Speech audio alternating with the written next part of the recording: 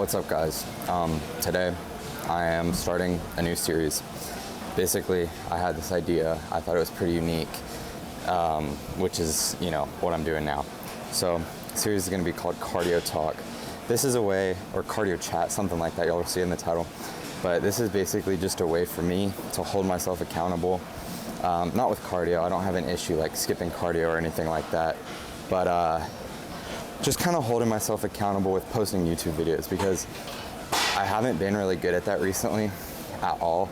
Sure, you can tell by the lack of content recently. And so yeah, we'll see if you guys like this. Basically, I'm just gonna dive into a new subject each video and just talk about it. I know people usually like the raw and authentic stuff, so that's kind of my goal with this. Hopefully the setup's good. I have this little mic, the wire's swinging around everywhere. I've had this thing for probably 8 years or something. I should just, invest and buy a wireless one now, because that's what everyone uses, and I kind of look like an idiot right now. But, do what you gotta do. So, the topic for this one today, I wrote it down. Also, I do cardio 5 days a week, 25 minutes right now. I'm about to start with a new coach though, so we'll see what he has me doing, but it's a time of day when I have to be here. I can't escape it, so it's like, might as well just grow a pair of balls and set up the camera in the gym and fucking record. So, topic today is gonna be what you really need versus what you really don't when it comes to bodybuilding. So, or even just getting big in general, trying to get jacked. Obviously, I'm not huge, I'm not a pro, anything like that, but if y'all have followed me for a while, you've probably seen I have had quite the physique transformation in just a few years, and I did a lot of that also while being vegetarian, so a lot of people find that impressive. If you know what to eat, I don't think it's that impressive, but I have had quite the transformation. So, and also I love bodybuilding, man. It's like my whole life. It's I watch podcasts all day about it. I do research all day about it. Man, my heart rate's high. We're at 145 right now. It's crazy. Usually I sit at around 130. That's like my goal. So I'm gonna try to tone it down just a little bit. Just a little bit. We don't want the heart rate too high, or I'm gonna freak out. Talking adds another level of difficulty to it. So there's another benefit of me doing this, I guess. So I've had quite the transformation, I guess. I watch podcasts all day, bodybuilding podcast, nutritional podcast, exercise podcast, training, whatever. Basically, my whole life revolves around this stuff. So I do know quite a bit about this stuff, and you can take my word for it, you can't, but I appreciate it if you do. So I did make some notes on a couple things that I wanted to go into. So what you need versus what you really don't need. That's going to be the topic of today. I'm going to start off with the stuff you probably don't need, and you should probably just save your money, especially if you're starting out. Some of these things might come in handy, if you get super advanced and you're trying to pull out every stop you can, and maybe get 0.01% more progress or something. But these are going to be things that if you're just starting out, or you're intermediate, you probably shouldn't waste your money on, especially if you're on a budget. If you're a millionaire or something and you just want to spend money and get everything you can, then go for it. But if not, then don't worry about it. So, funny enough, we're going to start out with pre-workout. This is an interesting one. I have a pre-workout sponsorship, ZymFit. I love ZymFit. I love their pre, and I use their pre. But a lot of people nowadays take pre-workout every single day before they work out, or 5 days a week, or however often you train. I think that's too much. I've heard people talk about this on podcasts a lot, and I've recently only kind of dived into this myself. So I was taking, my sponsors, ZymFit, their pre-workout every single day. No issues there. But I think that if you need pre-workout every day to get to the gym, it's probably an issue. You probably need to fix your sleep. You need to fix other stuff that we'll get onto later in the video on stuff that you do need.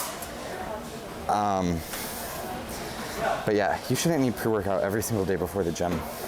I get it taking it on leg day, back day, a couple times a week. That's what I do. But every single day, like, if you need pre-workout to train arms, you need to look at the other factors going on. You should be able to come into the gym, do a couple sets and feel, ready to go. So that's gonna be the first thing I would say. I don't think it's a waste of money, but I think it's overhyped, especially with people trying to sell you shit. I try to sell you shit too. I try to sell you pre-workout, and I do think it's great, but I don't think you should use it every single day. And I think if you do, and you stop and it's an issue, you might want to take a look at some other stuff going on.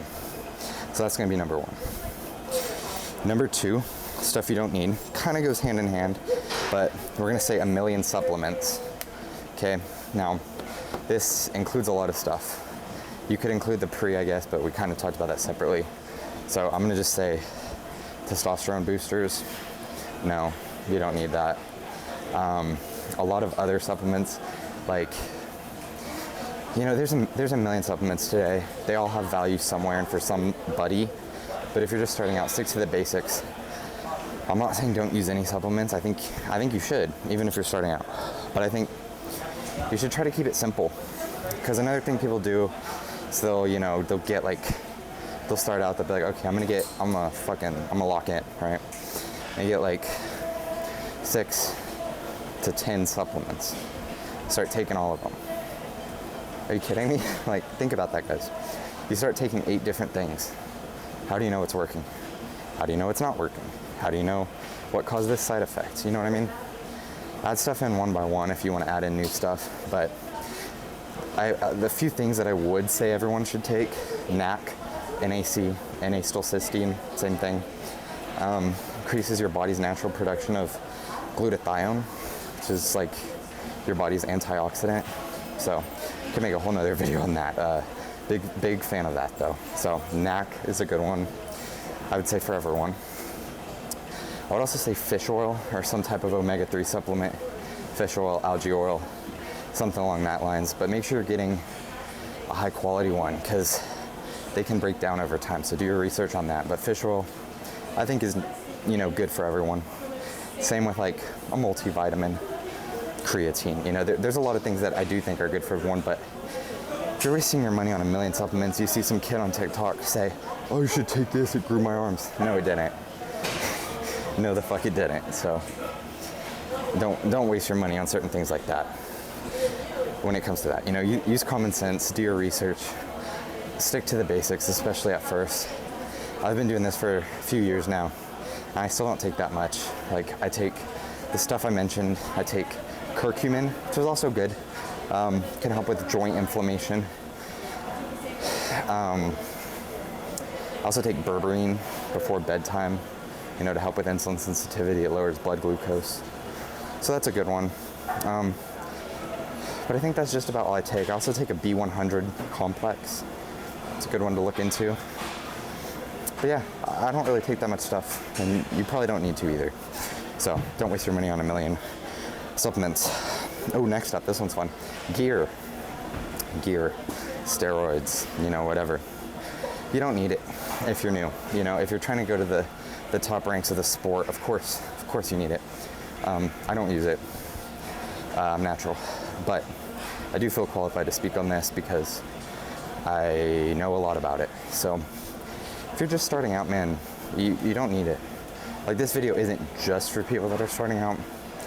It could be for anyone, but I think especially if you're like intermediate beginner range, man, I think there's something to be said about really dialing in your training and really dialing in your nutrition and your daily routine, getting to sleep on time, being hydrated, getting really good at training, which personally, I'm going to be honest, I don't even think I'm really good at training yet, I strive to be better every day. But another reason why I don't take gear. I'm not anti-gear at all, but I would strongly advise you to, do your due diligence, learn how to train, learn how to eat, learn how to sleep, learn how to recover before you do that. I think it'll lead to a better outcome, like, for sure. So don't waste your money on that up front.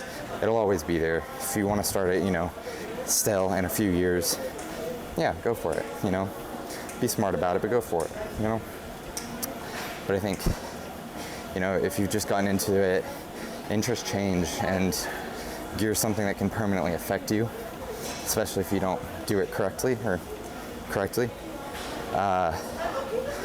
And so,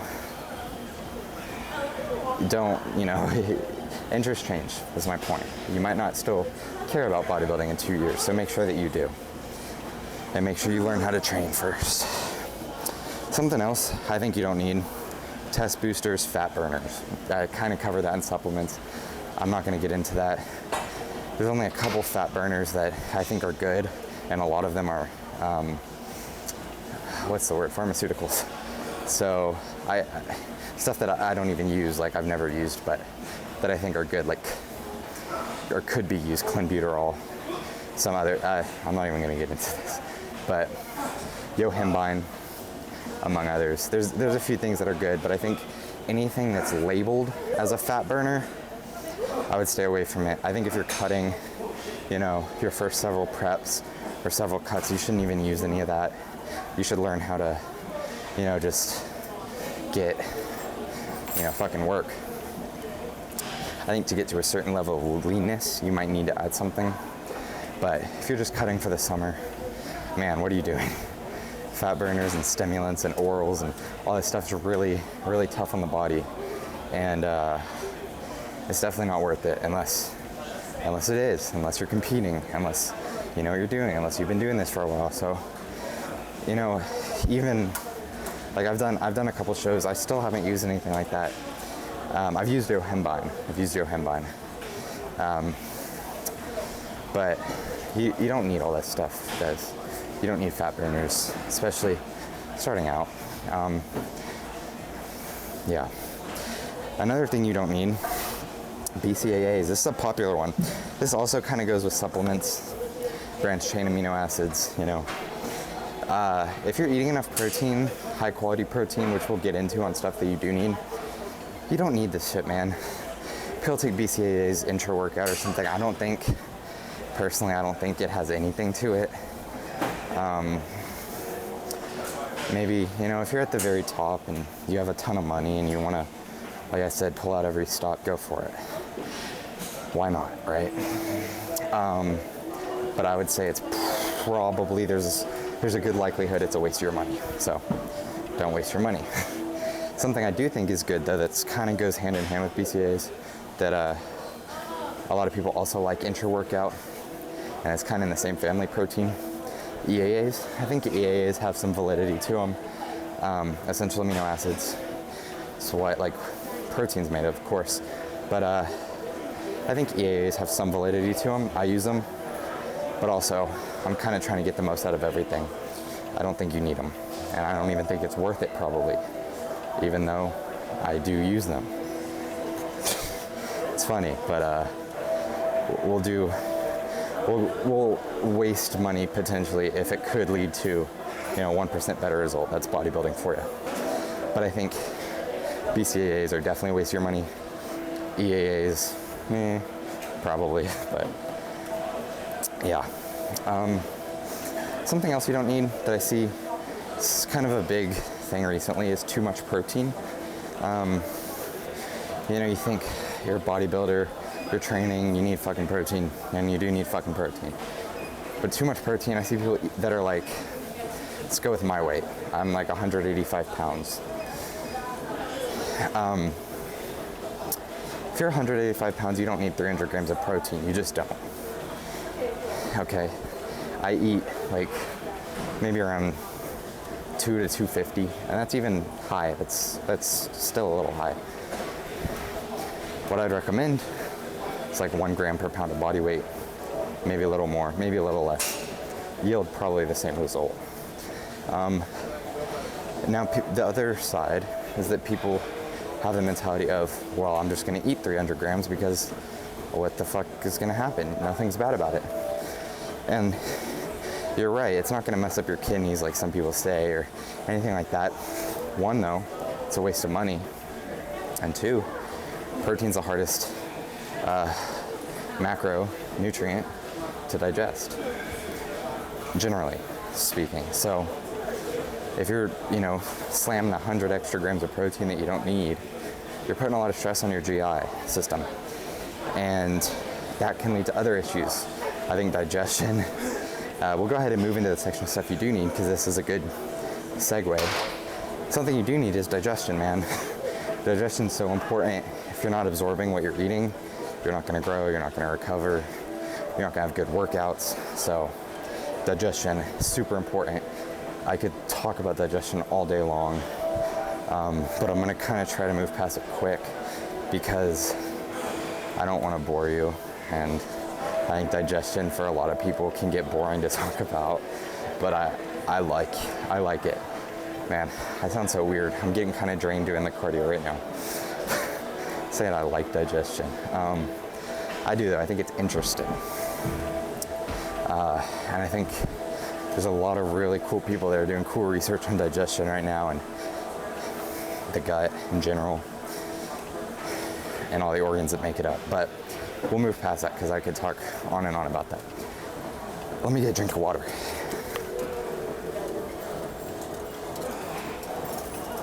Okay. 16 and a half minutes into cardio. Heart rate's still 139, so we're burning through food, baby. Let's go. Stuff you do need. Let me look at my list so I can see where I want to start. Okay, number one, this is good. This also goes with what I was just talking about. High quality food and protein. This section is going to be stuff you should waste your money on. Or it's not really a waste, but I like how that sounds. Stuff you shouldn't waste your money on and stuff you should waste your money on.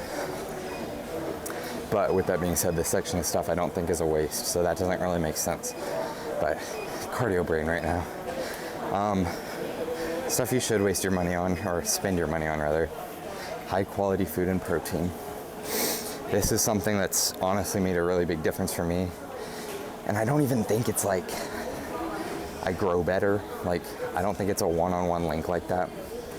I think what it is it leads to better digestion. I think that's the main thing. I think also if you're not hitting your micronutrient goals, that'll help, of course. But also this section is like, if you can't afford super high quality food, do the best you can. Do the best you can, man. But if you can, there's a lot of little things you can do. Like one, buy your fruits and veggies frozen. This oftentimes doesn't even have to do with money because it's usually cheaper or like the same price, but they freeze stuff when it's at like peak ripeness, so it'll retain, the most micronutrients generally and taste the best and last forever. So fruits and veggies frozen, number one. Number two, like if you eat eggs, get pasteurized eggs. Man, makes a world of difference. Love pasteurized eggs. When that yolk is like deep orange red, shit is fire. Also, I'm a pescatarian, so this doesn't really apply to me. But if you eat like beef, get grass-fed, get higher quality. Go to your local butcher if you can. If you know somebody that hunts, get venison from them, and use that. Get turkey from them. You know what I mean? Like this, the little things that add just a little quality can make a big difference over time with how you feel, how you age. You can retain youthful stuff better if you get better micronutrients. And God, this isn't even making sense right now, but you get my point. This is an interesting series because I'm progressively getting exhausted as I'm trying to have a intellectual conversation. But yeah, high quality food and high quality protein's the next thing. Like, you can't just, for example, you can't just eat black beans for protein. You need protein that has complete amino acid profiles. So an example of that would be like meat. Most meat. whey protein isolate, stuff that has a full amino acid profile. If you don't know what that means, look into it, because it's definitely worth it if you're really trying to pack on size. But stuff with a complete amino acid profile, or at least pairing foods that create that, is definitely worthwhile. High quality food and protein. That's gonna wrap up that section. Let's see what else we got in here before we finish it up. Okay, I got 2 more things. 1, high quality sleep. Invest in your sleep, man. I would ditch all my supplements if it meant I had to have bad sleep. Sleep's number 1, more important than anything in life, honestly. I think sleep should be your number 1 priority. There's, people will call that crazy, but I think you should prioritize sleep over everything. Seriously, it's so important for everything. Building muscle, even if you're just trying to be healthy, man, sleep is important. So invest in your sleep. If you need sleep supplements, get them. If you need, to spend more money to turn down the AC and you want to save that money elsewhere, do it. You need cold to have proper sleep, okay? Cold, dark, and quiet are like the 3 pillars of good sleep. Invest in those things, guys. Make sure you're comfortable. Make sure if it works with your schedule. Of course, I know this isn't possible for everybody. Make sure you, what am I gonna say? You wake and sleep at the same time, like you have the same bedtime, within 30 minutes every night. Same with wake time. That's definitely worth it and will definitely help you. Definitely, 100%. Last item covered today. I got 3 minutes left of cardio. Hopefully we can finish this up right before that so I can get out of here and eat, because I'm hungry. Eat my high quality food, right? Last thing is smart training in the gym. This isn't necessarily something that costs money, but I'm still leaving it on this list because I think it's worth it to mention. Stick to a plan, man. Even if it's not the best plan in the world, stick to it. You're gonna see more results that way. Focus on progressive overload. Invest in the gym. Invest in the gym. Invest in spending time looking at proper form, proper setups on machines, proper, elbow positioning for your chest pressing movements. Stuff like this, you think it's like, science-based, blah, blah, whatever. It does make a difference, and it is worth it. So I think that's gonna wrap it up today. Something that would be really, really appreciated is if you guys could comment and give me ideas for topics for these videos, because my goal is to do at least 1 a week, hopefully more. But that's my goal right now. I'm setting the bar low because right now I'm not even uploading. So if you guys could comment topics, that'll help me. The main reason I haven't really been uploading a lot is because I just don't have ideas, man. So give me ideas for stuff I can talk about, and tell me if you like it. If you hate it, let me know too, because if everyone hates it, I'll stop. But I think it's a cool idea and it's unique, and it's a time when I already have to be doing something anyway, so might as well, right? Okay, well, thank you guys for watching the video, and I hope you learned a couple things, or if not, you enjoyed watching while you did your cardio, or you did homework or meal prepped or whatever you have to fucking do. So thanks for watching. Yeah, I guess that's it. Bye.